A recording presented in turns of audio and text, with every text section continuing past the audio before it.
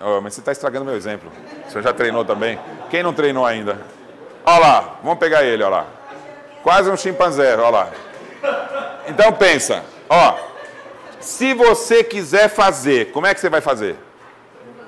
Você vai ter que, sabe, devagarzinho. Então percebe o esforço nosso no bem? É fazer isso. Tentar executar o ato. Enquanto que o bom espírito já faz de forma sem pensar. Então você tem 3 fases. Primeiro, você vai ter que tentar fazer o ato. É difícil, mas luta para fazer. Isso. Você já está consciente de que você quer aquilo. Então, por exemplo, você quer mudar uma coisa que você não gosta no seu cotidiano. Ah, eu preciso de parar de fazer tal coisa que eu não gosto. Sabe o que acontece? Muitas vezes você vai lembrar quando já fez. Olha, de manhã eu não quero mais fazer tal coisa. Você vai lembrar já de tarde. Você fala, putz, esqueci de novo. Você nem estava, ou seja, você não estava consciente quando fez o ato. Então, quando você quiser mudar um hábito da manhã, você vai ter que tentar ficar consciente durante a manhã. Eu estou falando uma loucura, é verdade isso? A gente não vive a vida inconsciente? Aí você tem que pensar assim, eu vou ficar consciente de manhã, eu vou ficar consciente. Até que um dia você pensou tanto isso, que você está de manhã e fala, caramba, é agora. Só que eu já fiz. Amanhã eu vou tentar. Aí você vai trabalhando até na hora de fazer o ato você está consciente. Aí você vai fazer e fala, não, eu vou fazer diferente. Aí é fácil? É difícil. Aí você vai, não, vou tentar não fazer, entendeu? É o forçar. Aí você vai fazer tantas vezes isso que você vai trocar por um novo hábito. Daqui a pouco você até esqueceu. Aí não ficou, já virou uma coisa habitual? Mas você não escolheu conscientemente? Então a diferença do hábito adquirido está na causa.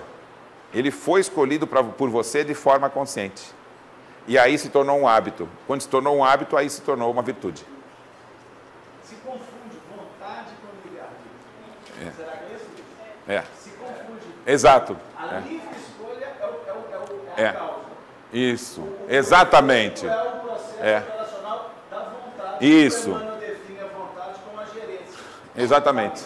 Agora, o livre-arbítrio, ele é uma conquista, percebe? Vontade a gente tem. Ela pode até ser natural, pode ser guiada pelo instinto. A vontade não pode ser guiada pelo instinto? Por exemplo, um cachorro, se eu balançar um bife, ele não vai querer vir comer o bife? Vocês entenderam isso? Então, agora, ele está escolhendo aquilo, é o instinto que está determinando o ato. Percebe? Então, ele não tem livre-arbítrio.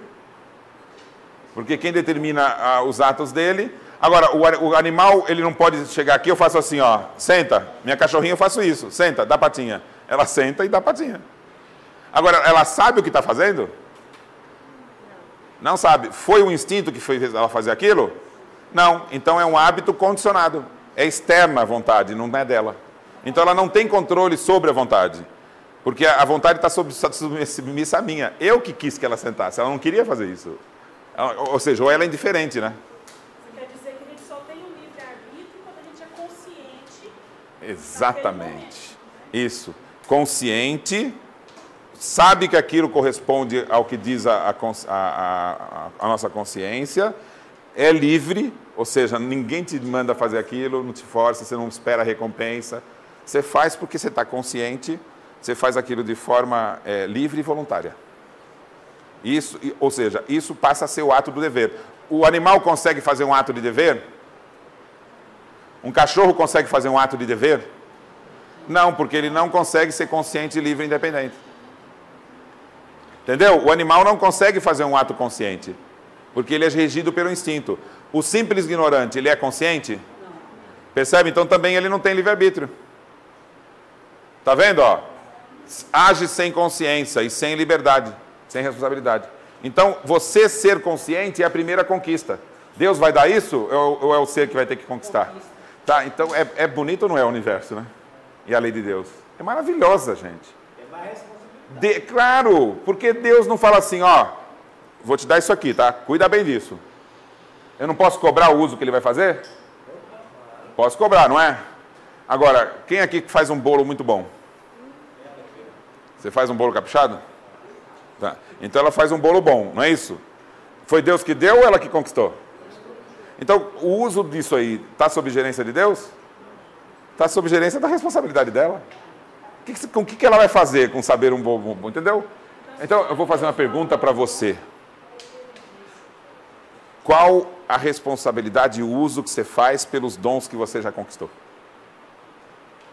Deus não vai cobrar isso de você, nem vai te castigar em função disso. Ou seja, o bom uso que você vai fazer isso vai lhe trazer felicidade. E felicidade é uma conquista inevitável. Não tem como... A felicidade dessa conquista... Vou transparecer numa coisa simples. Se você fazer um bolo bem gostoso, você se sente bem? E quando a pessoa come? Melhor ainda? Então, isso é uma felicidade do bom uso do dom que você adquiriu. E essa felicidade, quando se torna habitual, vira um sentimento constante. Então, o bom espírito é feliz? É feliz por mérito? Total mérito de ter transformado o dever em hábito. É uma felicidade indizível. Ele está constantemente feliz. Constantemente feliz, porque qualquer ato, qualquer coisa que aparecer à volta dele, ele vai tentar produzir o melhor. Não importa quais sejam as construções. Olha, um bom espírito fica feliz quando ele vê que não pode agir, espera. Então, nem sempre a felicidade está na ação, às vezes está na espera. Ficou até bonito agora isso, hein? Não é? Mas ultrapassa a intenção, porque ele sabe que não deve agir. Então, entendeu? Então, há sabedoria no esperar. E aí não é um esperar passivo, angustiante, é um esperar feliz. Porque ele sabe que aquele ato é o melhor. Então, olha que coisa incrível, né? Há felicidade na inação, quando ela é necessária. Todo mundo fala, né? Agora eu preciso te contar que o primeiro que falou foi Jesus, né?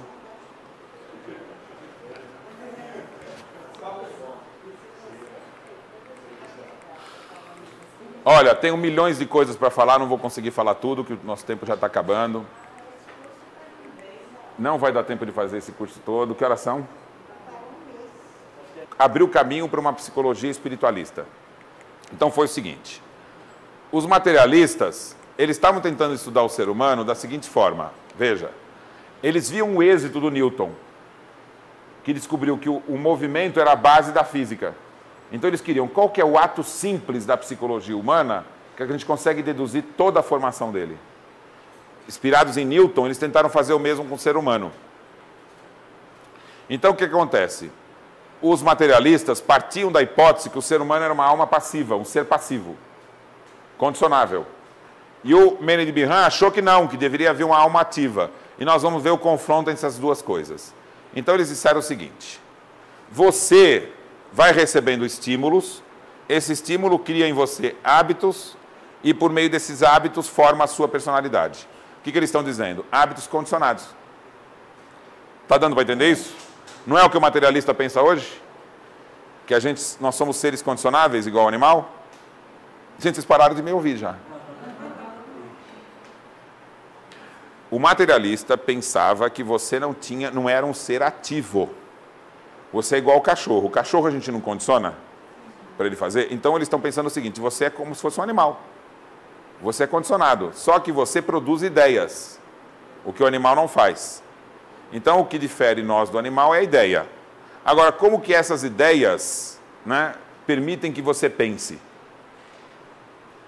Entra na doideira do materialista, gente. Você é totalmente condicionado, mas você produz ideias. Como as ideias produzem a faculdade de pensar? Por meio dos hábitos. Então, olha a pergunta lá. Qual a influência do hábito sobre a faculdade de pensar? Isso foi o concurso da faculdade, que em 1804 o Maine aceitou como desafio. Só que ele tinha que partir do que os materialistas estavam falando. E aí o primeiro pensador foi o Condillac, que ele disse o seguinte: é devido ao tocar que devemos o conhecimento do corpo exterior. Então, o fenômeno base da humanidade é: você descobre a diferença entre você e o que é fora. E isso acontece no toque, falou Condillac. E se você for por derivação, você vai chegar na formação inteira da humanidade. Então, o fenômeno simples do ser humano, o fato psicológico simples, é o tocar. Vamos fazer a experiência que ele propôs. Toca uma cadeira na sua frente, alguma coisa fora à sua frente. Você sentiu que é algo que não é você? Então, esse é o fenômeno base para formar sua psicologia, disse o Condillac. Aí veio o Destur de Tracy. O Destur de Tracy vai falar o seguinte, ele vai escrever um livro, que é Memória sobre a Faculdade de Pensar, e ele vai dizer o seguinte: não pode ser o simples toque, mas a base disso é composta. É tocar e uma faculdade do corpo, do organismo, que chama um novo sentido, que chama-se motilidade. Então, o seu organismo, ele produz um movimento que se associa com toque. Então, ele vai dizer que é composto o ato. Então, toca de novo alguma coisa à sua frente. Você não teve que mexer para tocar? Então, você teve que ter a motilidade associada ao toque. Tá certo? Tudo isso é o fenômeno simples que vai gerar o ser humano. Aí veio o Mene de Bihan. Agora é muito importante, porque eles estão dizendo o quê? Tudo gira em torno de movimento e sensação. Presta atenção, gente. Movimento e sensação. Toca de novo lá na frente. Isso é sensação do toque, mas teve que ter um movimento. Então ele está dizendo, isso é o que explica o ser humano. Estão acompanhando? Agora vai vir o Destur de Tracy. Para ele, não é só movimento e sensação, é mais complexo. Se a sensação de movimento voluntário é o primeiro anel de uma verdadeira decomposição do pensamento, então fica demonstrado que a sensação primeira é, na verdade, um composto. Além do toque e da motilidade, no esforço de tocar um objeto externo, há uma iniciativa, uma intenção que antecede o movimento. Então, veja, você vai ter movimento, sensação e intenção. Faz aí de novo. Você quis colocar a mão, não é? Agora eu vou falar uma outra coisa. Coloque ou não a mão à frente. Você não pôs. Quem é que pôs aí? Ninguém? Oh, que povo preguiçoso. Coloque ou não a mão à frente. Toque ou não a mão à frente. Pronto, tocou. Ainda bem, né? Uma cara de sono, mas tocou. Então veja, o que demonstrou aqui? Que tinha vontade, você não exerceu a vontade, percebe? Então não é só toque e movimento, é vontade, toque e movimento. Mas eu não movimentar também é vontade. Também. Tá, mas aonde está então o fenômeno simples da psicologia? Hein? Fica quieto que você está dando spoiler. Você viu minha palestra, leu meu livro, fica quieto. Qual que é o fenômeno simples? Ficou mais complicado, mas não deu o fenômeno simples. Agora eu vou dar o pulo do gato, do Mene de Bihan, que criou a psicologia científica, muda tudo. Olha só. Para Mene de Bihan, a sensação simples não é um fato psicológico, mas um fenômeno fisiológico. Então, a sensação que você sente quando você toca à frente, o ato, o toque, é fisiológico. A experiência ensina que todos os homens distinguem o seu próprio eu do que se acha fora de si. Então, essa distinção é fundamental para o conhecer. Então, a distinção do fora e dentro não é... o fato de você tocar só desperta a distinção. Então, essa distinção não é fisiológica. Deu para entender? Distinguir quando você toca na frente, você não distingue que é uma mesa e que não é você? Então, eles estão dizendo que no toque é que estaria o fato da distinção. E ele está dizendo, não, o toque revela a distinção. Mas quem é que percebe a distinção? Então, quem que é esse eu? Pronto. O fato primitivo ou psicológico da alma não é a sensação, mas a ideia da sensação, que é a percepção, que ocorre quando a impressão sensível concorre com a individualidade pessoal do eu. Então, você está usando um corpo e você é uma alma. Então, quando você executa esse movimento, você sente, porque o corpo é que provoca a sensação. Mas ele vai dizer, você tem sensação e percepção. Essa distinção foi criada por Mene de Bihan. Então, faz o movimento de novo. Agora faça, por favor. Toca à frente. Então, você percebeu o toque da mão na mesa? Então, você não recebeu uma sensação da mesa tocando? Isso não é uma fisiológico? Mas você não percebeu que você tocou? Essa percepção é da alma. Tá. Quando você fez o movimento, põe a mão para trás. Você não percebeu o músculo empurrando para lá? Põe a mão para frente. Você sente o músculo? Você quer ver? Eu vou te fazer sentir o músculo. Põe a mão para cá. Segura aqui agora, ó. Tá sentindo o músculo? Tá, bastante, né? Quer que pare? Então percebe, você percebe o toque na bolsa, vai. Percebeu o toque na bolsa, não percebeu? E tá percebendo o músculo fazendo exercício? Tá, quando você tocou a bolsa, você percebeu o quê? Algo externo. Então você tem a sensação do algo externo, não tem? Agora você vai ter a sensação do corpo. Sentiu o músculo? Não é algo externo, é interno. Então você percebe o corpo. Você sente o corpo e percebe o corpo. Entenderam? Agora, põe a mão para frente. Você não teve que escolher? E você não teve que usar a vontade? E você percebeu a vontade. Então a alma percebe o corpo, percebe o externo e percebe a si mesmo. Então a alma, quando percebe a si mesmo, ela está fazendo a introspecção. Então é possível fazer uma ciência. Ciência da introspecção. Que é a alma observando a si mesmo. O que vocês acham? Então o Mene de Bihan, ele vai colocar dois fenômenos. A sensação, que é fenômeno fisiológico, e a percepção, que é ato psicológico. Aí você fala, o que tem a ver com o espiritismo? E eu respondo para você. Tudo. Por que isso? Percepção é a sensação a qual se aplica a atenção e que de passiva se torna ativa. Vou dar um exemplo aqui. Todo mundo está olhando aqui à frente? Você está fazendo esforço? É fisiológico? Perceberam o que está aqui à frente? É fisiológico, percebe? Você não precisa fazer esforço nenhum. Aí agora, o que eu estou segurando na mão? Oi? O quê? Antena? Não é lanterna. Ah! Oh, mas eu sou burro, né? Você é uma lanterna mesmo aí, ó. Inteligente você. Você é irmão do Benjamin? Como é que você chama? Miguel. Guardar esse nome aí. É. Então veja. Eu estou segurando o quê? Um controle remoto e lanterna. Para fazer isso, você não teve só sensação, você teve que usar a percepção. O que é? Você concentrou a sua atenção para perceber algo. Isso é atividade da alma, usando o cérebro. Então, a percepção, que era passiva, se tornou ativa. Porque você usou ela para produzir um conhecimento. Então, veja só.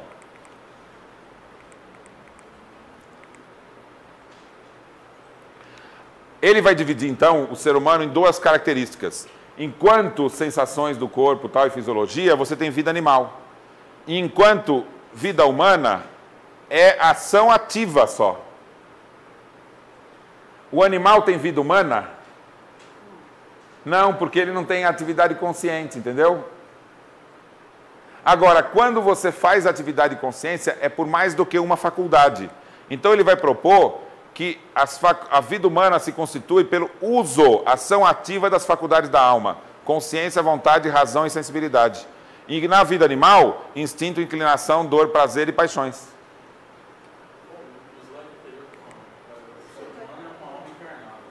É o Mene de Bihan. Quem cria a condição alma encarnada? Foi o Mene de Bihan. Ele criou a expressão. É fantástico isso, né? Porque é anterior ao espiritismo, né? Então, veja só. Olha que coisa fantástica que ele vai propor agora. Veja só. Quando eu pego e por meio do dor e prazer, eu faço que um indivíduo ou um animal exerça um determinado ato, isso não é um hábito condicionado? Não é? Eu não posso falar, dá a patinha e o cachorro não vai fazer? Ele está consciente daquilo? Não. Agora, quando você pode ter ato condicionado? Você pode ter ato condicionado. Né? Então veja a pergunta que ele tinha para responder.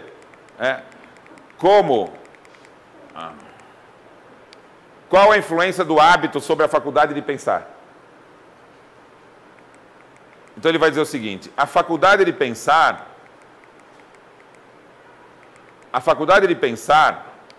ela é uma faculdade da alma e vai se tornar vida humana quando o hábito for adquirido e não condicionado. O que caracteriza a ação humana, então, como vida humana, é o hábito adquirido e não condicionado. Então, a produção de conhecimento e o desenvolvimento moral tem que ser hábito adquirido e não hábito condicionado. Agora vem a coisa legal, que é a seguinte. A igreja fala que Deus age conosco por meio de dor e prazer.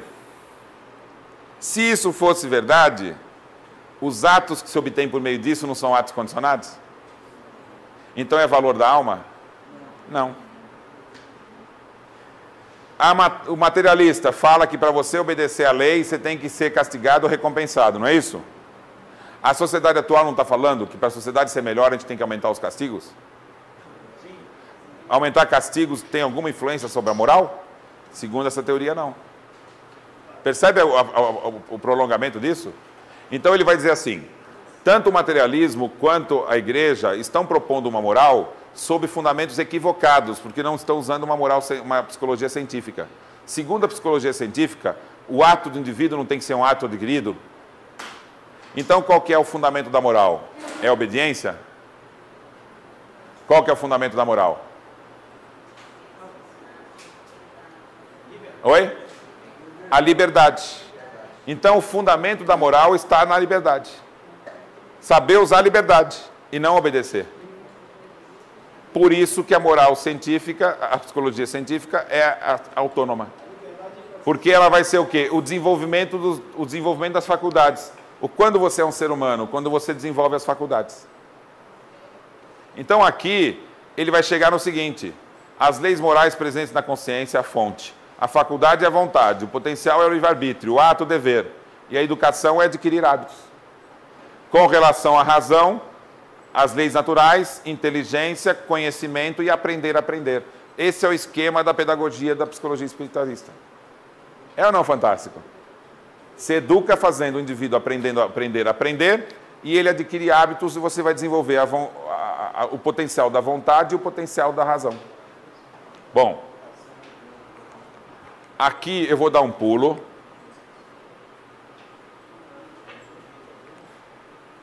Ó, segundo teólogos, a moral é a obra da vontade arbitrária de Deus. Isso equivale a destruir... O que é a vontade arbitrária de Deus? É a escolha dele, heteronomia.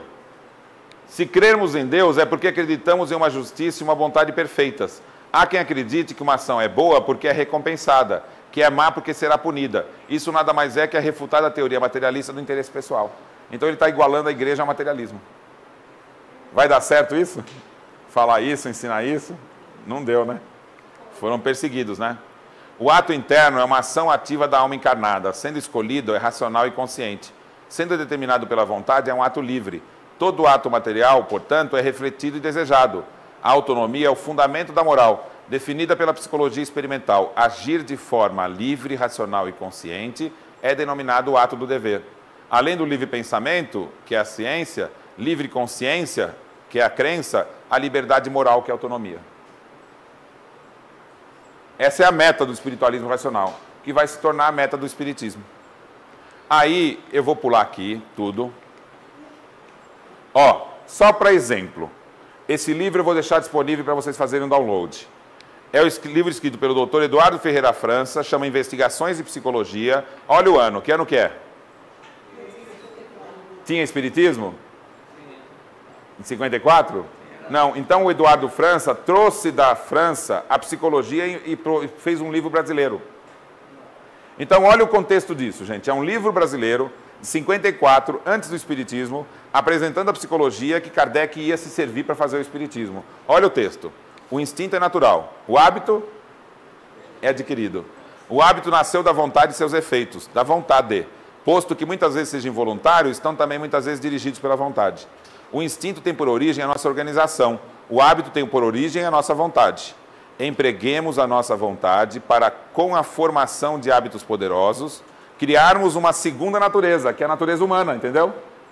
Que nos conduz ao nosso destino, que é um destino moral. O homem é um ser duplo, uma alma encarnada. Não parece um texto espírita? E é um texto de psicologia que é a base para o espiritismo. Ele é contemporâneo de quem estudou, Ele era materialista. Ele foi estudar com os ideólogos, os materialistas, voltou para o Brasil, soube do desenvolvimento das ideias do Meni de Bihan, pegou todos os livros de Meni de Bihan, estudou e desenvolveu essa tese, baseada no Brasil. Não, e fez sucesso editorial entre os acadêmicos, investigações. Você vai encontrar nos jornais. Falaram, esse livro está sendo muito considerado. Gente, 54 é a preparação para a chegada do espiritismo. Agora eu vou dar um pulo. era muito legal eu falar de como se ensina no livro de moral, ó, para as crianças. Tem um monte de coisa legal que eu não vou ler nada. Não vou ler nada disso aqui. Deixa onde é que ver que eu vou fazer.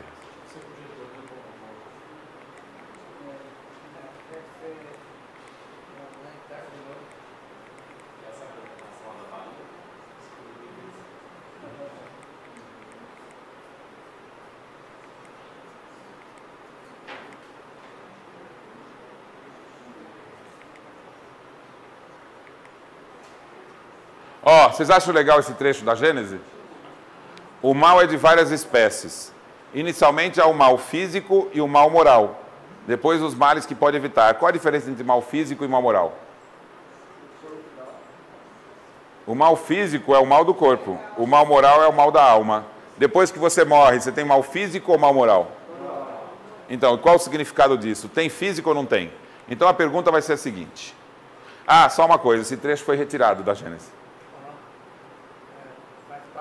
Faz parte dos trechos retirados. Deixa eu ver se eu acho aqui o que eu queria falar com vocês. Ó, já achei. Mas é mais para frente, olha. O bem, veja, o bem e o mal é a mesma coisa? Eles são de natureza diferente. O bem está no processo evolutivo desde a nulidade até a perfeição relativa das faculdades da alma. Inteligência, razão, livre-arbítrio, vontade e sentimento. O mal está em outra natureza, é o abuso pela inteligência dos instintos e paixões, pertencentes à vida animal, originando orgulho e egoísmo. Então, o orgulho e egoísmo é o ser que não saiu do âmbito da vida animal, apesar de ter inteligência, entendeu? Ele não despertou para a vida do controle da vontade, do livre-arbítrio. Então, quanto ele pode desenvolver inteligência sem ter consciência da vida moral? Não pode progredir nisso? Então, leva para refletir isso para casa. Todo espírito mau ou imperfeito ainda está inconsciente da sua capacidade moral. Ele não desenvolveu o livre-arbítrio como instrumento do seu desenvolvimento. Entendeu? Ele pode ficar muito inteligente, mas ele ainda tem nulidade moral. Você acha que é uma tendência do ser humano ficar numa nulidade? Não, a tendência do ser humano é quando ganha consciência, despertar para o valor moral. É o inverso. A maioria desenvolve as faculdades... Não, isso é falso. Não, isso é o materialismo, é falso. A tendência, a alma humana, quando ela caça um animal maior, não é por inteligência? E quando ele chega com a aldeia com o animal maior, eles não vão dividir? Então o ato solidário é o ato natural. O egoísmo vai surgir depois, quando já está se caçando e ele acha que ele que é o capaz, entendeu? Então, primeiro surge a solidariedade como ato natural. E o egoísmo surge como um ato degenerativo. Esse ficou bonito, hein, gente? Foi chique isso, hein? Chique. Tive um ato falho aqui, né? Então, veja. Kardec, então, ele vai fazer um capítulo que começa no Livro dos Espíritos. E que agora, para vocês e para todos nós, vai ter um significado novo. O que Kardec está querendo estudar quando ele vai estudar sensações e percepções do espírito? Não tem esse capítulo? O que quer dizer sensações e percepções? É o estudo da psicologia, que ele vai aplicar no entendimento do espírito. Nós estamos acabando agora, gente. É o último estudo de hoje. Vamos prestar atenção que ele é muito importante. Veja bem, você tem sensação e percepção? Você tem um corpo físico, não tem? A sensação é fisiológica? E a percepção? O que acontece quando a alma, quando você morre? E você vai para o mundo espiritual? Você tem sensação e percepção?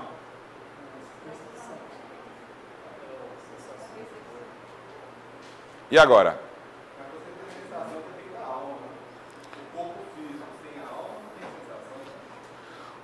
E a alma sem corpo tem sensações? Então, o espírito desencarnado tem dor? Veja, ó. O que é a dor? A dor é uma sensação? É, mas é uma sensação percebida, não é?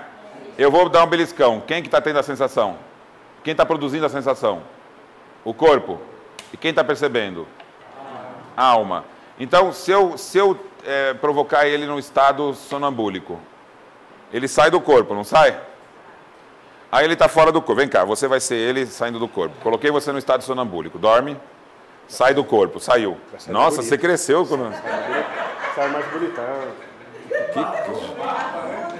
Sei lá. O cabelo foi pro queixo. Não vamos tentar buscar entendimento. Vem para cá, por favor. Então saiu do corpo, não saiu? Tá. Se eu agora... Ele acorda. Ele não acorda. Levanta a cabeça, amigo. Dormiu mesmo. Você está no estado sonambúlico. Então, ele até fica com o olho fechado. Ele não tá, a alma dele não está aqui. Mas como ele é sonâmbulo, eu posso até conversar com ele. Quem responde é a alma, não é? Então eu perguntar, você está acordado? Tá, porque ele está acordado fora. Aí o corpo fala, estou. Entenderam o estado sonambúlico? Agora eu vou pegar o seguinte, hein? Fica de olho fechado aqui. Ó, eu vou pegar o braço dele. Eu vou pegar uma agulha. Ele já está no estado sonambúlico. E vou espetar. O que vai acontecer? Ele não vai sentir dor? Então, ele não sente dor. O sonâmbulo não sente dor. E como é que a gente vai explicar isso? Porque a alma não está... A sensação, a percepção da alma é só quando ela está ligada no corpo, está desperta, está consciente. Aí a sensação se torna percepção. Então a sensação é da alma, mas a sensação é do corpo. Mas a percepção é da alma. Agora ele está afastado, ele não está tendo a sensação. Agora se ele morrer, morreu. Agora ele está aqui, não está? Ele tem mais sensação? Não. Mas e o perispírito, tem sensação? Do quê? Então vamos ver. Agora é o que você acha, eu perguntei, né? Agora o que é que os espíritos ensinaram? Hein? Não sei, parabéns, estrelinha dourada para você. Agora, isso aqui, qual é o contexto que eu queria? Que a gente lesse esse texto sabendo de psicologia, concorda? Então vamos ler com o olhar da psicologia do século XIX. Kardec está escrevendo para aquela época. O corpo é um instrumento da dor. Se não é a causa primária deste, é pelo menos a causa imediata. Entendeu? Causa imediata. Você sente a dor por causa a causa é o corpo. Né?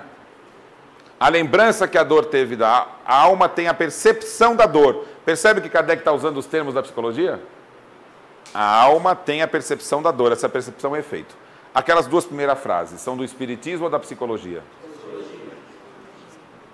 Estão tendo consciência do texto? Kardec está pegando fatos, né, conhecimento da psicologia para aplicar no estudo do espiritismo. Então as duas primeiras frases não foram os espíritos que ensinaram. Ele pegou da psicologia. Agora ele vai aplicar no espiritismo. A lembrança que da dor a alma conserva pode ser muito penosa, mas não pode ter ação física. De fato, nem o frio nem o calor são capazes de desorganizar os tecidos da alma, que não é suscetível de congelar-se nem de queimar-se. Não vemos todos os dias a recordação ou a apreensão de um mal físico produzirem um efeito desse mal como se fora real? O que há apenas é que o cérebro guardou desta a impressão. Lícito, portanto, ser admitir que coisa análoga ocorre no sofrimento do espírito após a morte. O perispírito é o agente das sensações exteriores. No corpo, os órgãos, servindo-lhe de condutos, localizam essas sensações. Destruído o corpo, elas se tornam gerais. Então a sensação não é localizada, porque ele não está mais ligado a um corpo. Mas isso não é o só. Não se confundam, porém, as sensações do perispírito, que se tornou independente, com as do corpo. Estas últimas, só por termo de comparação, as podemos tomar e não por analogia. Liberto do corpo, o espírito pode sofrer, mas esse sofrimento não é corporal, não é físico. Então o perispírito não causa sofrimento físico. Nenhuma impressão lhe causa, consequentemente, a temperatura. A dor que sentem não é, pois, uma dor física propriamente dita. É um vago sentimento íntimo que o próprio espírito nem sempre compreende bem. Precisamente porque a dor não se acha localizada, porque não a produzem agentes exteriores. Leia a frase de novo. Precisamente porque a dor não se acha localizada. Cadê o espírito? Fica com o seu filho aí. Virou espírito, vem cá. Ó, veja, ele morreu lá, o corpo está lá. Ele virou um espírito. Tá? O espírito tem sensação? Quando no corpo? Porque aí a dor causa a sensação nele, entendeu? Isso é o que a psicologia já sabia. Agora ele morreu. O ambiente externo do mundo espiritual está causando sensação nele? Não está. Então ele tem percepção, mas ele não tem sensação. Agora, se eu pegar aqui, vem aqui na frente, e ele me disser assim, ó, você já morreu. Aí ele começa a me falar assim, você está sentindo dor? Vamos dizer que você está no mundo espiritual numa condição de dor. Você está sentindo dor? No mundo espiritual? Vou combinar com ele, você é um ator, e o seu personagem tem que falar que tá. Tô sentindo. Você está no mundo espiritual sentindo dor, frio, tá? Entendeu o personagem? Tô sentindo Tá, muita tá, dor. gente, desculpa, dá licença, tá? Vai começar a pecinha agora. Então veja, você está sentindo dor? Muita dor. Né? E frio? Frio, parece congelante. Isso. Então, peraí. A sensação externa está causando isso nele? Não está. É localizado? Não. Então é confuso nele, não é? Mas para ele não se reflete como uma dor? Tá. Mas é ilusória. Mas qual é a causa da ilusão que ele está vivenciando? A dor moral. Então só sente essas sensações no mundo espiritual quem tem uma dor moral, mas ele não tem consciência que essa dor é moral. Então, pelo fato de ser ele materializado, ele sente a dor moral e interpreta como sendo física. Então, ele tá no mundo espiritual tendo dor moral por causa da imperfeição, mas que ele não consegue reconhecer, porque ele não se conscientizou. Então, o processo que ele faz é gerar uma ilusão e transformar em sensação de dor física uma ilusão, porque na verdade é uma dor moral. Então eu vou fazer o seguinte, vem cá você. Vem cá você que tem cara de espírito superior, vem cá. Não é você mesmo. Aí, tá vendo? Ele é humilde. Então é o espírito superior. Eu falei, ó, você tem cara de espírito superior. Ele fez assim, ó. Então ele ficou mais ainda. Agora que eu admirei. É humilde. Né? Superior é sempre humilde. Dizem que os melhores espíritos têm um nome que corresponde. Qual que é o seu nome? Ó. Nem sabia. Vem pra cá vocês três. Vai, você tem cara de espírito simples e ignorante. Você vai ter que fazer cara de espírito mau. Não conseguiu muito, né? Mal, também dou conta. Bom, espírito bom, simples, ignorante e mau. Os três, em vida, não importa que vida foi, em lugares diferentes, sofreram um acidente. E nesse acidente você perdeu o braço. Você também perdeu o braço? E você também perdeu o braço. Tá. Eles têm sofrimento físico? Bom, ensina eles que eles não estão sabendo. Tem. Perdeu um braço não sendo dor física? Ele tem sofrimento físico? Tem. Ele tem sofrimento físico? Tem. E o imperfeito? Tem. Agora, ele tem, além do sofrimento físico, sofrimento moral? Não, porque ele compreende a circunstância, concorda? Ele tem sofrimento moral? Por que não? E ele tem o que com relação à moral? Nulidade. Chique, tá adorando esse tema. E ele tem sofrimento moral? Além do físico. Tá certo? Agora, ele vai achar que a dor que ele está sentindo é por causa do sofrimento moral ou por causa do sofrimento físico? Físico. Então ele vai dizer, estou sofrendo porque Deus me fez isso comigo. Por que fizeram isso comigo? Por que comigo? Por que eu? Entendeu? Isso não é orgulho? Então a causa desse sofrimento moral, o que é? O orgulho. Só que ele cria uma ilusão. Ele não vai reconhecer que é por causa do orgulho, ele vai achar que é por causa do físico. O pessoal não sabe o quanto eu estou sofrendo por causa disso, entendeu? Mas ele está misturando o sofrimento físico com moral, entendeu? Ele tem sofrimento moral?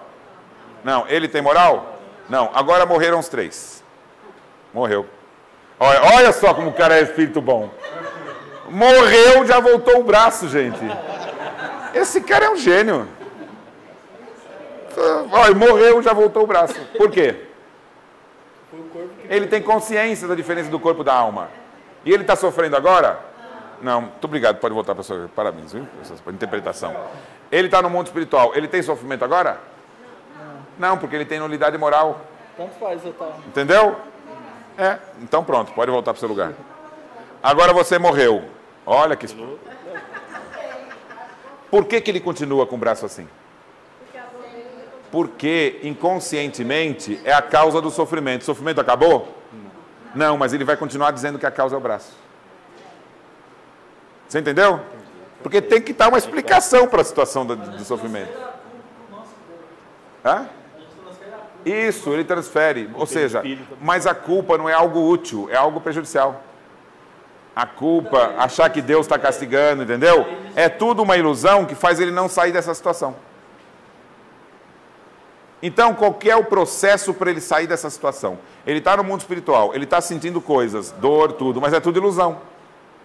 Como é que faz para ele sair dessa situação? Mas como é que ele supera o orgulho? Se ele não tá nem percebendo que ele é a causa. Não, ele tem que se conscientizar da causa. No mundo espiritual, ele tem que se conscientizar que a causa do sofrimento é moral. Ou seja, ele tem que aprender isso aqui, ó. Deixa eu ver se está aqui mais para trás. Olha lá. O sofrimento moral é inerente. Quando acaba o sofrimento moral? Quando acaba a imperfeição.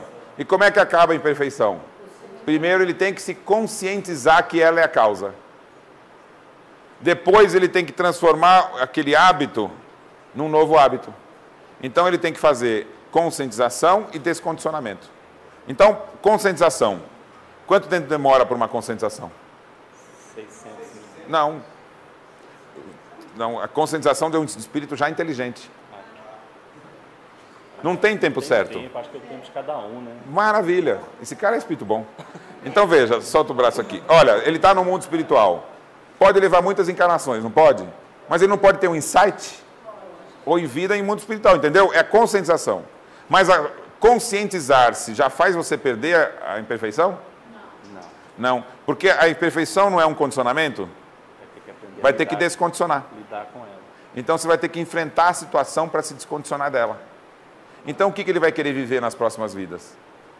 O enfrentamento da situação, que gera nele,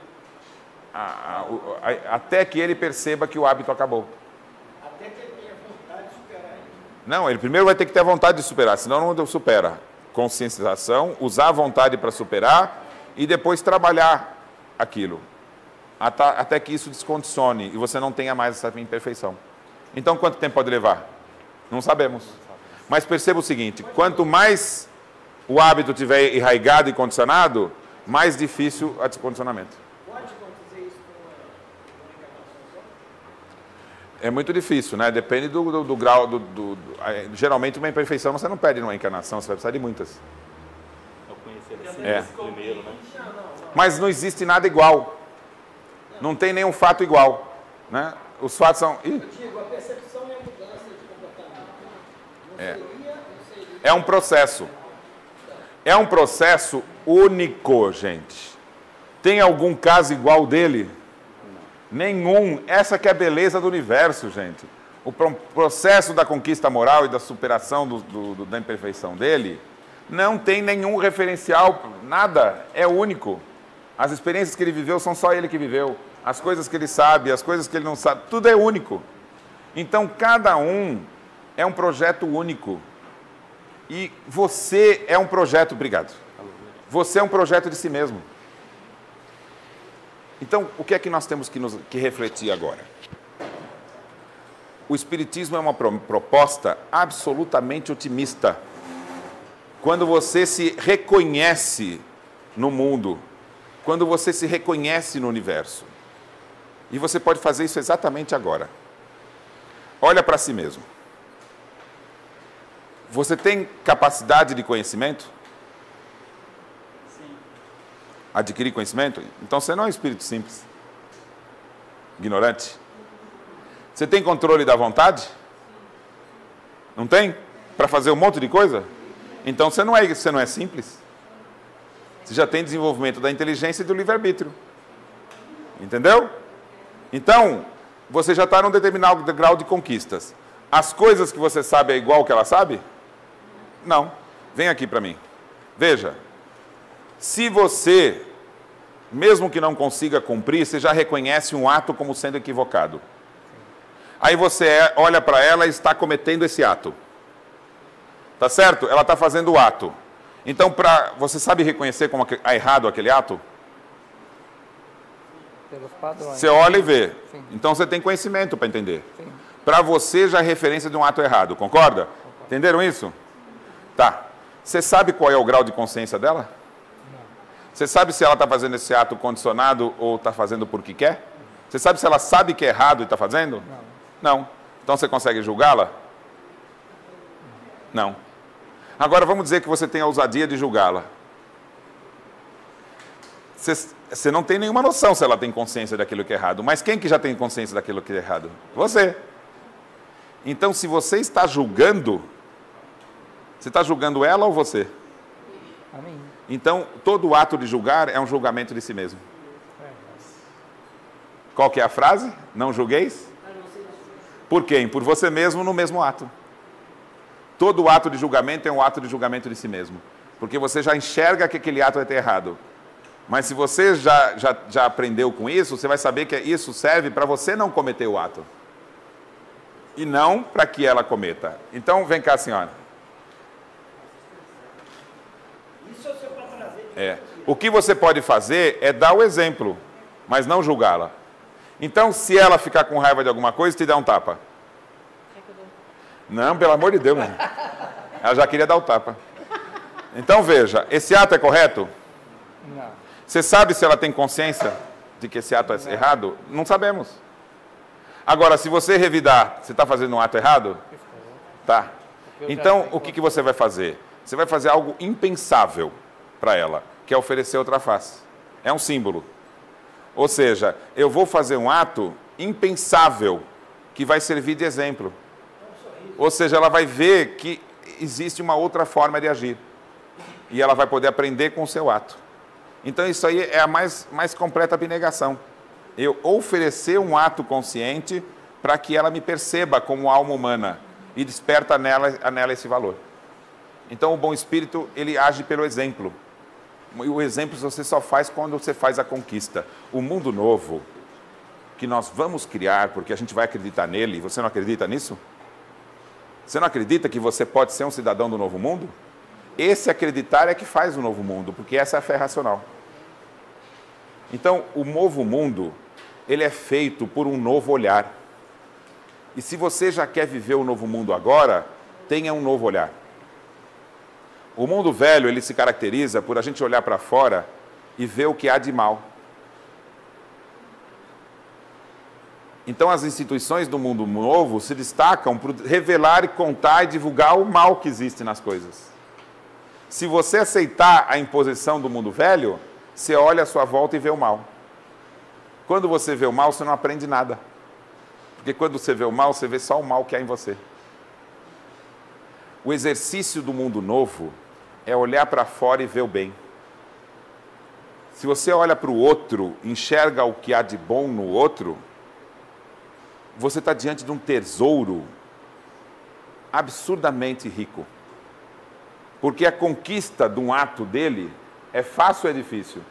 Conquistar um ato moral? Muito difícil. Só que se eu souber enxergar no ato real do bem nele, em pouco tempo eu posso aprender com isso. Então, o ato de buscar o bem fora é um gigantesco instrumento de reconhecimento. E só mudando o olhar você se torna um indivíduo absolutamente capaz de aprender rapidamente. Então, mudando o nosso olhar por o aprendizado de que verdadeiramente as leis de Deus são leis que regem a nossa liberdade e não a imposição. As coisas vão mudar, porque Deus construiu a nós mesmos tão semelhante a eles que é certeza que você vai se tornar um bom espírito. Mas você tem que conquistar essa condição pelo seu mérito, porque você torna um indivíduo semeador da liberdade. E quando você semeia a liberdade, você contagia os outros. Então, nós vamos conquistar um mundo novo pelo olhar, o olhar de enxergar o bem. E quando a gente exercer esse olhar de enxergar o bem, o impulso da moral da sociedade vai ser enorme, rápido, admirável. E em pouco tempo nós vamos ser seres felizes no mundo feliz. Muito obrigado.